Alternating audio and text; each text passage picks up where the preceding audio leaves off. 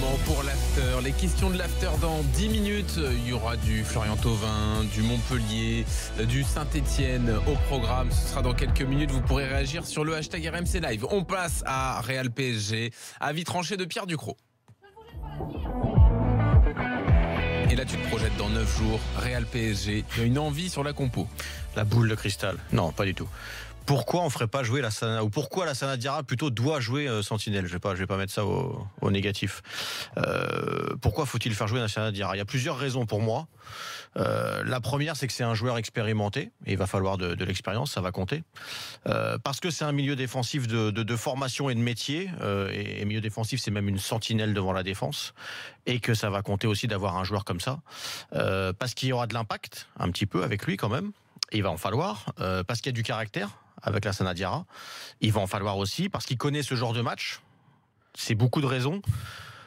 Alors, on pourrait s'arrêter là, mais en même temps, on pourrait aussi se dire, Mota revient. Pourquoi on mettrait pas Mota? C'est un milieu défensif d'expérience qui a du caractère aussi. Il a repris l'entraînement collectif dimanche. Ouais, voilà, il a repris l'entraînement collectif. Il est un peu à court, même si Lassana Diarra finalement en termes de compétition n'est pas bien mieux, voire même un peu moins bien doté que Mota. Sauf qu'il a fait une vraie. Il a pas été blessé. Il était pas dans un. Enfin, il était hors compète, mais pas blessé. Il a fait une vraie prépa athlétique avec des préparateurs individuels et les dirigeants du PSG, l'entraîneur l'ont dit. Il est prêt. On pourrait se dire aussi pourquoi pas Lo Celso, puisqu'il y joue à ce poste-là depuis un petit moment. Sauf que pour moi, même s'il s'en sort très très bien pour un poste qui découvre un petit peu, il y a un manque d'impact et il y a un manque de densité athlétique à ce poste qui est trop utile. Alors le débat peut rester ouvert. Mais j'y vois là en même temps une bonne nouvelle pour le Paris Saint-Germain de pouvoir se poser ce genre de questions avant un match comme contre le Real. Qui va jouer à ce poste de sentinelle? Donc Diarra, Lo Celso, Mota. Quels vont être les deux milieux relayeurs devant eux? T'as le choix du coup. Si Lo Celso joue pas en sentinelle, t'as Lo Celso, t'as Rabiot. A priori, c'est Rabiot Verratti, ça. T'as Verratti. Oui, mais t'as quand même le choix. T'as des choix. Tu vas voir où je veux en venir. C'est qu'à un moment donné, t'as des choix à faire quand même. Même si t'en as qui sont un peu plus évidents que d'autres. T'as des choix. Et s'il se passe quelque chose, t'as de quoi faire derrière, tu vois.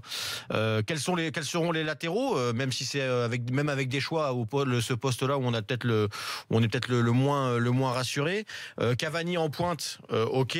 Après t'as Neymar et sûrement Mbappé, comme tu dis. C'est voilà, on sait que ça va être eux, mais finalement t'as aussi un Di Maria qui est en très grande forme. Ouais. T'as aussi un Draxler que tu peux mettre à ce poste-là s'il se passe quelque chose. Même si en ce moment c'est pas sa meilleure période, il a rarement déçu quand on a fait appel à lui. C'est peut-être la première fois finalement qu'un coach du Paris Saint-Germain a autant de possibilités avant un match à élimination directe en Ligue des Champions depuis que les Qataris sont là.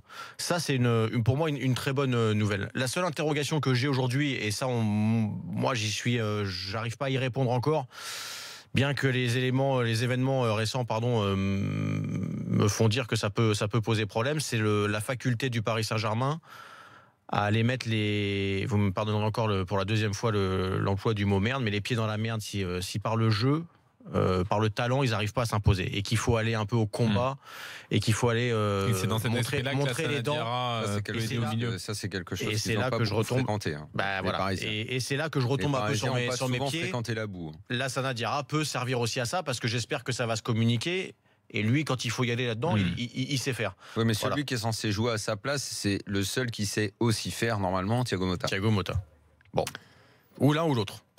Mais voilà, moi j'ai un petit doute sur Motta, même s'il l'a fait par le passé d'être blessé une assez longue période et puis de revenir. C'était contre le Barça où il fait un match énorme. Mais c'était il y a 2 ans et demi, voire 3 ans même. Il y a les années qui comptent aussi quand même un petit peu. Alors Daniel, qu'est-ce que tu penses dans le match de la honte? Non, il n'est pas là dans le match de la honte. C'est vrai qu'il aurait servi. Il aurait servi, effectivement. Ni à l'aller d'ailleurs. Moi, je veux bien, mais ce sera un truc fou, quasiment unique, non? Pour l'instant, donc il a joué 35 minutes. Il lui reste Sochaux et Toulouse. Il a joué 10 minutes, 30 minutes. C'est ça. Ça ressemble aussi à un petit plan où tu le fais jouer. Il y a des chances qu'il soit titulaire demain. Emery a dit ce serait une bonne option qu'il soit titulaire. Ça ressemble à jouer 1 heure. 10, 30, 70 minutes. C'est ce que j'ai dit. Donc, 2 bouts de match, Sochaux, Toulouse, titulaire contre le Real. Ouais, franchement, perplexe. Franchement, j'en sais rien. Ce serait une première, t'as peut-être raison. Il faudrait vérifier, mais. Je veux voir. Franchement, si c'est le cas. Alors là. Mota l'avait fait contre le Barça. Qu'est-ce qui t'embête, Daniel, en fait? Et je sais pas, c'est le fait qu'il joue pas depuis autant d'années, qu'il n'ait pas joué un match de Ligue des Champions depuis des années. Pas autant d'années quand même. Une saison. Le match de Ligue des Champions, ça date un peu quand même. Ah, sur un match de Ligue des Champions, ouais. Ah bah, dans les matchs de bas niveau, c'est pas les matchs. Oui, mais que j'avais regardé, c'est 6 ans, je crois, la Ligue des Champions. Oui, mais connais. Les matchs dans le championnat de France, bon, tu vois. Oui, je suis d'accord. Non, mais pourquoi pas? Quand il a joué en équipe de France, par exemple, même si c'est pas la Ligue des Champions, c'est des matchs internationaux. J'en sais rien. Il a pas déçu, tu vois. Non, bah écoute, on verra. J'ai pas vraiment d'avis là-dessus. Disons qu'il voir. Oui, en fait, il a tellement surpris aussi parfois dans sa capacité à revenir au haut niveau que on reste un peu prudent. Si tu veux, moi j'ai moins de. J'ai moins d'un mec qui est un peu capable de coups, de surprises. C'est un mec qui est la première fois que je le vois réellement, même si je l'avais vu jeune là quand il a fait en Angleterre. Mais il y a un premier élément dans sa carrière. Je sais pas si vous vous souvenez de ça. Qui est un match de qualif, je crois, contre l'Italie, où il joue arrière droit. Il est excellent d'ailleurs. On lui demande juste d'être béton, d'être sérieux à ce poste-là, machin, et il fait un très bon match. Voilà. Mais ça m'avait marqué sa capacité comme ça à remplir une mission. Et là, c'est un peu ce qu'on lui demande finalement. Tu veux que je te donne une autre anecdote et comment commence la carrière de Lassana Diarra dans le monde pro? C'est au Havre, vous le savez. Moi, à l'époque, je suis au Havre. Et c'est un gamin qui est à Nantes avant. Je sais plus exactement pourquoi, je veux pas dire de bêtises, je sais plus s'il y a un problème sur le contrat qu'il voudrait que Nantes lui offre ou pas, etc. En matière de contrat, il est méga galère. À l'époque, il est jeune. Ce qu'il a fait en Angleterre après, c'était méga galère. C'est quand même un mec qui, à chaque fois qu'il part de quelque part, Attends, je vais finir mon anecdote, Daniel, parce qu'elle est importante finalement, et tu te rends compte que 15 ans après, c'est un peu toujours la même chose, sa carrière. C'est qu'à Nantes, il veut pas signer, sauf qu'il est, tu sais, les jeunes, quand ils sont formés dans un club, ils sont obligés d'accepter ou sinon, ils peuvent pas aller ailleurs, sauf si le club ailleurs veut bien mettre des sommes qui sont assez importantes. On passe les détails, mais en gros, Lassana Diarra décide pendant un an, une saison, d'arrêter le football. Il s'inscrit nulle part pour faire cette année off, sans club, et il signe qu'un an après. Alors, il n'est pas resté sans rien faire, il a travaillé, mais il était jeune à l'époque, il était tout jeune. Il a travaillé tout seul, il arrive au Havre, il n'arrive pas comme un gamin qui est à court de compétition, etc., qui n'a pas joué pendant un an. Il arrive, il met le pied sur le terrain. Moi, je peux te le dire, j'étais au même poste que lui. Au bout de 3 entraînements, tu te dis, c'est même pas la peine. Le petit, il va jouer, il va s'imposer, il courait partout, il harcelait, il récupérait tous les ballons dans les petits jeux, dans les grands jeux, dans les oppositions. Et finalement, il a toujours répété ça un petit peu. C'est-à-dire que moi, je suis moins inquiet. C'est vrai. Je suis moins inquiet quand Las revient. Sa carrière, elle est faite. T'as l'impression que c'est le gars t'appelle, mission.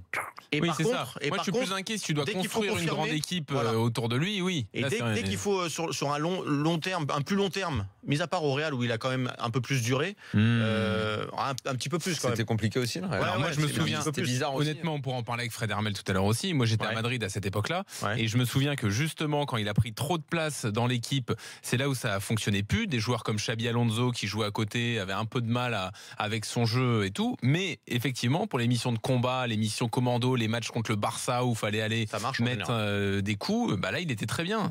Et c'est sûr qu'il a quand même une mentalité qui ne pourra pas faire de mal dans ce PSG-là. Moi je suis assez sûr de ça. Eh bien on verra ça. Daniel, tu voulais qu'on parle aussi de l'anniversaire de Neymar. Et oui, je balance, c'est toi qui as voulu.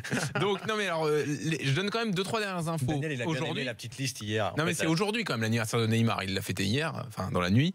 Mais donc aujourd'hui, Unai Emery a été interrogé sur le sujet quand même. Il a dit pas de problème pour la vie de groupe, c'est très bien ce qui s'est passé. Donc pour la soirée d'hier, pas de problème. Neymar qui est pas dans le groupe pour le match de Coupe de France. Il peut pas tout faire. Non, exactement. Prévu, l'anniversaire qui est pas terminé puisque sur plusieurs endroits à Paris ont été diffusés des bons anniversaires Neymar. Sur le drugstore Publicis des Champs-Élysées notamment, où des messages de supporters vont être affichés. Sur le Parc des Princes en gros et sur le Bon Marché également. On souhaite bon anniversaire à Neymar. Et puis au milieu de tout ça aujourd'hui, donc les Sochaliens sont énervés, notamment Florian Tardieu, le capitaine. Non, ils sont deux. Même Tousgar est un peu énervé. Écoutons d'abord Florian Tardieu donc avec Jérémy Pignard aujourd'hui. Excusez-moi du terme, mais ça nous chie dessus un peu, on va dire. Et ça me plaît pas. Ce qui paraît sur leur site officiel, dans les matchs à venir, ils ont mis déjà quart de finale contre équipe à déterminer, donc ils se voyaient déjà passer. Ils font une fête où certains joueurs devaient être un peu bien quand même, donc juste avant un 8e de finale, donc ils ne respectent pas. Donc, sachant que moi j'ai dormi à 8h30 et eux ils font la fête. Là ils ne respectent pas. Non mais après, c'est leur problème ça, ils préparent comme ils veulent. Tardieu, je précise pour l'histoire du calendrier, effectivement, c'est pas sur le site du PSG. Il n'y a pas écrit le quart de finale, mais sur le compte Twitter, ils ont fait un programme avec les rendez-vous à venir. Et il y a voilà, c'était un programme pour définir les rendez-vous à venir. Donc effectivement, s'ils sont éliminés, ils enlèveront la ligne. Et s'ils sont qualifiés, ça, ils pouvaient pas dire contre qui, quoi. Et alors, à tout ça, j'ajoute une dernière pièce au dossier, le demi-coup de gueule, parce que c'est un demi-coup de gueule d'Éric Dimeco dans le Super Moscato Show aujourd'hui, sur la présence de Luis Gustavo à l'anniversaire de Neymar. Alors, Eric ne dit pas c'est un scandale, etc., mais il dit, moi, à mon époque, c'était impossible. Je m'entendais bien avec Alain Roche, par exemple, mais jamais je serais venu à son anniversaire. Ouais, à l'époque, donc peut-être que les choses ont changé, c'est ce que dit Eric, mais voilà, moi, ça m'a quand même posé question ce qui s'est passé. Sur ce point-là, j'ai posé la question, puisque sur Twitter, la moyenne d'âge est quand même assez basse. J'ai posé la question pour savoir parce qu'effectivement, moi, j'ai entendu ce qu'a dit Eric et clairement, et je sais pas si c'est un bien ou un mal, mais il est clair que le côté PSG OM et tout, c'est ringard, démodé, ça marche plus auprès de personne. Ouais. Non, mais c'est surtout, très bien. C'est surtout que les joueurs n'ont plus cette identité. Non, mais très bien. D'un côté ou de l'autre. Moi, je voulais. Sans avoir d'identité, tu peux penser à tes supporters si ça pose problème, etc. Moi, je crois pas que les leaders d'Assos à Marseille, les anciens, aient pris ça très très bien. Voilà, je pense. Les jeunes, ça les fait pas chier, s'en foutent. Gustavo fait une bonne saison à l'OM. Il le connaissait pas il y a 6 mois. C'est très bon contre le PSG. Il est irréprochable. C'est l'idole maintenant. Aujourd'hui, le foot, c'est ça. C'est de la consommation rapide. En 20 bons matchs. Là-dessus, il est tellement exemplaire au quotidien. En 20 bons matchs, tous les supporters se couchent aujourd'hui. Voilà. À une époque, ça se faisait pas comme ça. Maintenant, c'est comme ça. On n'a plus du tout les mêmes conceptions. Et je sais pas ce qui est bien ou pas. Je donne aucune leçon. Je dis qu'il y a d'énormes différences. Oui, ça a changé. Moi, supporter, un joueur, il pouvait faire 20, 30 matchs et tout. Il fallait qu'il fasse des années très bien. Sauf qu'aujourd'hui, les mecs changent de club vite et tout. Mais Daniel, tu signais pas pro à 17 ans à l'époque, comme tu signes pro aujourd'hui aussi, sans avoir joué un seul match en Ligue 1. Aujourd'hui, un supporter se couche après 10 bons matchs d'un joueur, pas de problème. C'est les temps qui changent. Et le reste, ça te pose problème? L'anniversaire en milieu de. Mais qu'est-ce qu'il doit poser? Ah oui, je sais pas, t'es en plein milieu d'une séquence où pendant 2 mois, tu joues tous les 3 jours et tu te fais une soirée comme ça. Est-ce qu'il vaut mieux pas le faire comme ça, de façon totalement déclarée, assumée, avec le club qui gère. Tout le monde était là. C'est aussi une soirée qui sert justement au niveau de la cohésion. Et puis on a suffisamment communiqué comme quoi il y avait peut-être des problèmes dans le vestiaire parisien, que le club ne communiquait pas assez, etc., etc. Et là, tout est fait au grand jour. Tout le monde était à la soirée. Moi, je me trompe peut-être, mais est-ce que comme ça, en cours de saison, 2 matchs avant un jour de coupe, Cristiano Ronaldo, il fait ça? Peut-être pas. Non, peut-être pas, t'as peut-être raison. T'as peut-être raison. Je sais pas, une star en Angleterre, est-ce qu'Harry Kane il fait ça? Est-ce qu'on projette dans Londres Tu sais quoi, en Angleterre, ils font pire des fois. Ouais, vous savez quoi, on demande peut-être. Il y a des périodes où ils se mettent minables après des matchs. Je te parle pas de ça, moi. Je te parle de la fête institutionnalisée, tout le monde projeté partout, la mégalomanie à ce point, le délire et le barnum permanent. Ah oui, non, ça se fait pas parce qu'en Angleterre les clubs sont des institutions et c'est pas les clubs qui vont fêter l'anniversaire de leurs joueurs. Non, mais moi je me prononce pas. Je dis tout ça.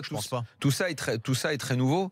Tout ça est nouveau. Ça fait partie de la construction du Paris Saint-Germain aujourd'hui. Il faut qu'on s'habitue à ce genre de choses-là. On est clairement pas habitué. Moi, c'est le progrès, Daniel. Le monde change. C'est aussi que le Paris Saint-Germain. Il faut qu'on s'habitue à tout ça. Moi, je vois pas dans d'autres pays des mecs faire ça. Donc en gros, c'est de toute façon sur le territoire français, on chie sur tout le monde, on est plus fort que tout le monde, même si on fait la fête la veille, que si on s'en branle, on gagnera le match. Non, la vraie question, c'est le lien PSG-Neymar. Est-ce que c'est Neymar qui impose ça au PSG, le PSG qui accompagne? Mais je crois moi que les deux ont envie de le faire. Je sais pas. Le Paris Saint-Germain a aussi envie de dire à tout le monde aujourd'hui l'anniversaire de Neymar. Tu vois, je sais pas. Aujourd'hui, plus rien. Il ne cache plus rien. Partie de poker jusqu'à 2h du mat sur Insta, c'est bien, enfin c'est pas caché, c'est dit quoi. Moi tout ça m'épate. Ça m'épate. Je n'ai aucun jugement là-dessus, ça m'épate, je regarde ça. Je me dis mais il y a tout ça, mais si se font taper en 8e de Ligue des Champions. Non, mais t'imagines le risque du ridicule que tu prends? Moi je pense que cette fête-là, c'est ouf quand il pense. Cette fête-là, c'est dingue, avec tout le club, avec tous les partenaires. Mais je sais pas, moi je suis totalement. Moi me dérange moins que des joueurs qui vont fumer la chicha au verre avant un match. Non mais moi c'est tout. Ça me dérange carrément moins. Mais aujourd'hui de toute façon, aujourd'hui plus rien n'est. Moi à chaque fois on me ressort l'argument ouais mais les autres faisaient, les autres. Non mais les autres ils faisaient pas comme ça ou sinon les autres au bout d'1 an ils craquaient finalement. Ouais. Parce que c'est pas le ponctuel qui compte, c'est qu'est-ce que tu vas faire. Ouais, sur la durée, bien sûr. Là, moi, je dis, ok, très bien. Tu fais, quoi. C'est la fête. Paris a décidé de se mettre à tes pieds. C'est génial, tout. Si jamais contre ce Real-là qui a l'air mal en point et tout, mais tu passes pas, quoi. Ah bah là, tu reprends tout dans la tête, hein, ça c'est sûr. Mais Ah donc, bah oui. donc quand même, tu te mets dans une position un peu inconfortable au niveau du risque. Ouais. Je sais pas. Ouais, mais est-ce qu'avec un Est-ce garçon que comme quand Neymar, tu le signes, est-ce que- tu dois accepter tout ça Je sais pas, j'ai pas envie de te Moi, dire ce oui ou non. truc-là, il est génial. Hein. Moi, je le trouve super. Son coup franc, c'est extraordinaire. C'est un joueur fabuleux. Mais le problème, c'est il est pas venu pour battre Rennes. Hein. Non, je suis d'accord. C'est maintenant que ça commence, quoi. On attend maintenant là. Mais Mais il est-ce est que très finalement, fort, donc quand pas tu de prends problème. Neymar, t'es pas obligé de faire un petit Mais peu avec ça ce rythme de vie comme ça, c'est pas Cristiano Ronaldo ni Messi. Hein. Ça, Bon, faut que c'est dans le le contrat. savoir. Hein. Je sais pas ce qu'il faisait au Barça. Quelle était sa Il vie faisait à beaucoup, il Barcelone. sortait et Ouais, tout, il n'y a pas de aussi, problème. Il faisait Non, aussi, mais donc. Ce que je veux dire, c'est que si son but, c'est d'être l'équivalent des deux autres un Oui. jour et tout, avec l'hygiène de vie qu'il a, c'est pas possible. Ouais. Il n'y arrivera pas. Mm. Il peut très bien gagner la Ligue des Champions cette année et Allez. tout, mais Ouais, tu veux fais dire pas sur la plusieurs durée, saisons. sur la durée. Cristiano Ronaldo, c'est Ouais, un c'est- asset, ah c'est bah, un moine. Hein, Oui, non, puis c'est beaucoup de travail. Et Messi aussi. Hein. Allez, on arrête là travail. sur Neymar. C'est terminé à Brest. Brest-Reims, la Ligue de Xavier Grimaud. Ouais, c'est terminé. Score nul et vierge entre Brest et Reims, 0-0. Plutôt bon résultat pour les Rémois qui vont rester tranquilles dans la course à la Ligue 1 avec 12 points d'avance sur le troisième Ajaccio. Brest décroche un peu dans la course au barrage. Ils ont 3 points de retard sur Lorient, le 5e. Un Mais bon je- 0-0 le lundi soir. Régal, Reste dans des quoi. terminer. conditions pas simples avec les averses de neige notamment. Bon, bah rentre Mais bien, sois juste prudent. pour terminer, Terminé. le PSG est en train de construire là une équipe, je dis pas un club, je dis une équipe qui peut être capable d'un gros coup, c'est-à-dire de gagner la Ligue des Champions de cette année. Pourquoi pas? Tout est envisageable, mais ils sont pas encore en train de construire un club qui peut durer comme ça. C'est pas possible. Comme ça, tu dures pas. Comme ça, t'es pas le Manchester de Ferguson, t'es pas le Barça de Messi, t'es pas même le Real de ces dernières années, t'es pas un club comme la Juve, t'es pas un club comme le Bayern. Là, Mais t'es un de club. toute manière. Là, t'es un non, mais là, il faut qu'on s'arrête, t'es un hein. club assumé Mais est-ce que de Strass et est-ce Payet. que tu peux le devenir Ça un peut- jour de toute manière? Parce que ces clubs-là ont trop d'avance finalement à ce niveau-là. Mais, Au niveau de si, tu peux l'institution, imposer- de l'histoire, tu etc. peux imposer un cadre, il n'y a pas de problème à ça, tu Ah, mais peux il le faut faire. 10, 20 ans pour arriver à. Et tu peux rien ne t'empêche de faire. Mais là, en tout cas, ils font le coup pas la direction. du gros coup, quoi. Voilà, on s'arrête là. je gagne la Ligue des Daniel. Champions avec un Neymar extraordinaire sur une année. Mais bon, après tout, peut-être c'est ça qu'ils veulent. Hein. Autre match en direct. Désormais, Watford mène 2-1 face à Chelsea. Hazard avait égalisé il y a quelques minutes. Merde, j'ai pas vu Ah oui, le bah, deuxième j'arrête de but. te parler. Il y a J'essaie une de action t'interrompre de pourtant. Watford là, qui était belle. Et deuxième but de Un Watford contre. à l'instant, bien conclu. On en reparle tout à l'heure avec Philippe Auclair. Dijon s'est imposé 78-62. Ça, c'est de la proie de basket. Et dans un instant, les questions de l'after avec l'une d'entre elles, supporter Marseille. Restez avec nous sur Florian Thauvin. À tout de suite. David Luiz, c'est impressionnant.